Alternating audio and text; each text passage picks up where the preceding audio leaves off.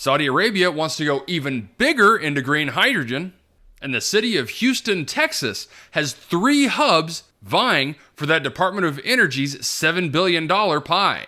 All this on today's Hydrogen Podcast. So the big questions in the energy industry today are, how is hydrogen the primary driving force behind the evolution of energy? Where is capital being deployed for hydrogen projects globally? And where are the best investment opportunities for early adopters who recognize the importance of hydrogen? I will address the critical issues and give you the information you need to deploy capital. Those are the questions that will unlock the potential of hydrogen, and this podcast will give you the answers. My name is Paul Rodden, and welcome to the Hydrogen Podcast. In an article in Bloomberg.com, Matthew Martin and Fahad Abuyadale write, Saudi Arabia's Aqua Power eyes 3 more giant hydrogen plants. Saudi Arabian energy company Aqua Power is planning to develop as many as 3 more green hydrogen plants on a similar scale to its vast project being built at Neom. Aqua has plans to develop 2 more projects adjacent to an $8.5 billion green hydrogen plant at Neom, which is a $500 billion new city on Saudi Arabia's northwest coast. This according to Aqua's CEO, Paddy Padmanathan. The company is also looking at another location, confident that demand for the fuel will rise as governments and companies accelerate plans to reduce their carbon emissions. The CEO continues by saying Aqua Power itself can do 5 of these projects without blinking. He says, now that we have financially closed the first one, we are looking in parallel to 2 others. Future green hydrogen projects would likely be developed by the same consortium behind the Neom Green Hydrogen Company, which also includes US-based Air Products and Chemicals and Neom. This again, according to the CEO. The new plants will likely be cheaper than the first one at Neom, he said, as developers get more experienced, technology improves, and a local supply chain develops. The first plant's costs have ballooned from the initial estimates of $5 billion, in large part due to inflation pushing up prices for solar panels, wind turbines, and electrolyzers. Padmanathan also says the cost will come down when you do it again. Now, Aqua, which has $27 billion in market valuation in Riyadh, signed financing agreements for the first Neom project on Wednesday, March 1st. It is one of the first plants of its scale to be developed, and the 600 tons a day of hydrogen produced are expected to be exported in the form of ammonia. At least some of the output from future projects would likely be used for domestic industries. This again, according to Padmanathan. The company is receiving support on the hydrogen plans from the Saudi government's Sharik program, which aims to encourage firms to invest in developing new industries inside the kingdom. The company also previously announced plans to develop green hydrogen plants in Uzbekistan, Oman, and Thailand.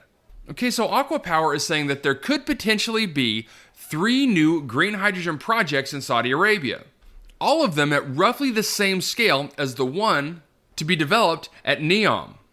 Now, I understand that they believe that the price of these plants is going to drop from the currently spec'd $5 billion plant going in at Neom. And I'm sure for things at this scale, there will be noticeable drops in prices for the 3 factors that they talked about: wind, solar, and electrolyzers. But I don't think it's going to drop as much as they may be hoping for. Because while I am sure there will be economies of scale lowering the price points of that equipment, I think you're also going to see demand ramping up just as much. And I'm not entirely sure, especially on the electrolyzer side, that manufacturers will be able to put out equipment fast enough. Next, in an article in the Houston Chronicle, Amanda Drain writes, Houston Hydrogen Hub projects advance in race for $7 billion from the Department of Energy. Amanda writes, the likelihood that Houston will host one of the nation's federally funded hydrogen hubs is increasing following steps by the Department of Energy to winnow the field of contenders. The DOE selected 3 Texas hydrogen hubs, including 2 in Houston, to submit applications for a piece of the $7 billion pie the agency has set aside for the development of hydrogen as an alternative to hydrocarbons. The funds would offer a boost to a region that is poised to lead in hydrogen, a cleaner burning gas that many of Houston's energy companies see as key to their efforts to decarbonize their operations. The hubs would be in places with abundant natural gas reserves and would test ways to produce and use hydrogen. The 3 proposals are among 33 projects still in the running for Department of Education funding, down from 79 submitted last year. As many as 10 hubs could be chosen to receive the money. The Texas coalitions include the leading in Gulf Coast Hydrogen Transition Hub, which includes the University of Houston as the lead academic partner, the Southern States Energy Board, the National Energy Technology Laboratory, Marathon Petroleum subsidiary MPLX, and chemical companies INEOS and Linde. The second one is the High Velocity Hub, which includes the University of Texas at Austin, French gas supplier Air Liquide, California-based oil major Chevron, the nonprofit Center for Houston's Future, and GTI Energy, which is a research and development company based in the Chicago area. Third is the Christie Horizons Clean Hydrogen Hub, for which the Port of Corpus Christi is the primary applicant. The Texas projects may be encouraged to merge, this according to Ken Medlock, director of the Synergy for Energy Studies at Rice University's Baker Institute for Public Policy.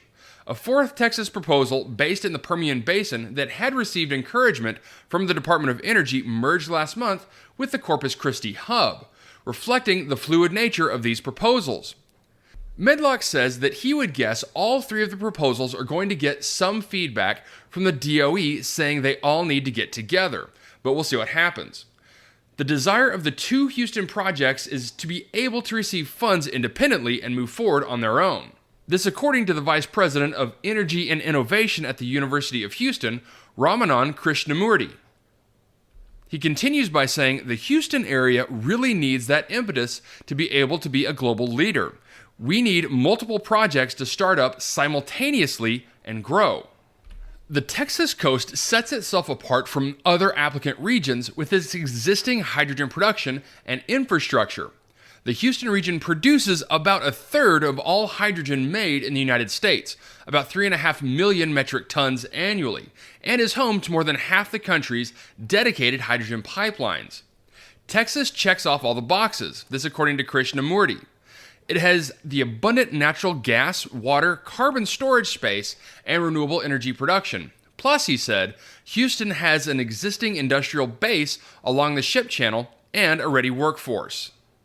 Okay, so to my fellow Houstonians here in Texas, this is big news. The fact that 3 projects of the 33 total vying for that $7 billion piece of DOE funding are continuing to move forward is incredible.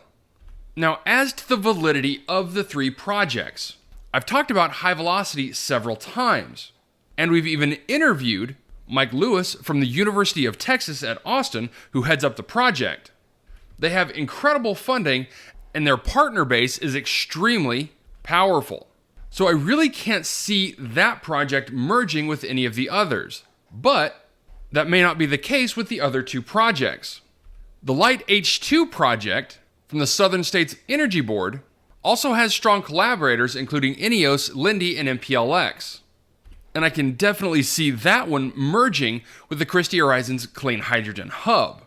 But with that being said, each one of these hubs has one of the most important, if not the most important right now, factors in the success of these projects built in to their partners, and that is consumers for the hydrogen being produced.